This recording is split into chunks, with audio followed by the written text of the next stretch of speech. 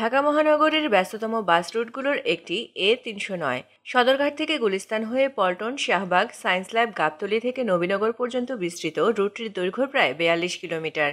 এ পথে বর্তমানে দৈনিক 204টি বাস পরিচালনা করছে সাভার পরিবহন লিমিটেড। ঢাকা পরিবহন সমন্বয় কর্তৃপক্ষের মাঠ পর্যায় থেকে সংগৃহীত তথ্য বলছে, এই রুটে থাকা সাভার পরিবহনের 137টি বাসই অবৈধ। এর মধ্যে 83টি বাসের কোনো রুট পারমিটই নেই।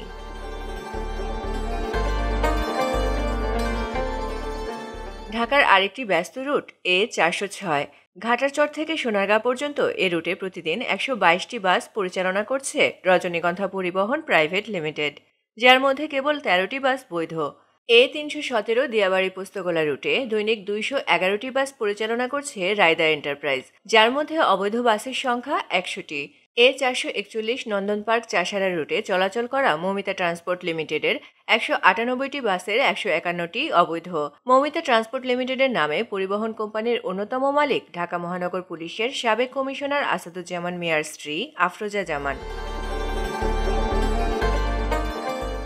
ঢাকার কোন এলাকা দিয়ে কত বাস চলে এবং কতগুলো অবৈধ এ সম্পর্কিত তথ্য সংগ্রহ করা হয়েছে ডিটিসি এর এক প্রকল্পের মাধ্যমে। মাঠ পর্যায় থেকে সংগৃহীত তথ্যগুলো বিশ্লেষণ করে দেখা গেছে, ঢাকার শাহবাগ মোড় দিয়ে প্রতিদিন 1225টি বাস চলাচল করে, যার মধ্যে 655টি অবৈধ।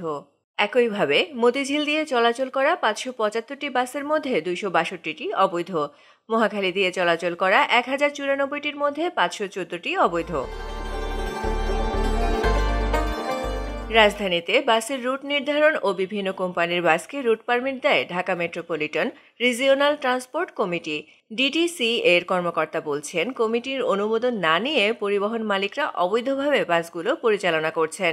অন্যদিকে পরিবহন মালিকরা বলছেন, কমিটির কার্যক্রম বন্ধ থাকায় তারা অনুমোদনবিহীন বাস পরিচালনা করতে বাধ্য হচ্ছেন। পরিবহন বিশেষজ্ঞরা বলছেন, ঢাকায় গণপরিবহন খাতে বিশৃঙ্খলা দীর্ঘদিনের অনিয়মের ফসল। এজন্য পরিবহন মালিক শ্রমিকদের যেমন দায় রয়েছে, তেমনি সরকারও সমানভাবে দায়ী।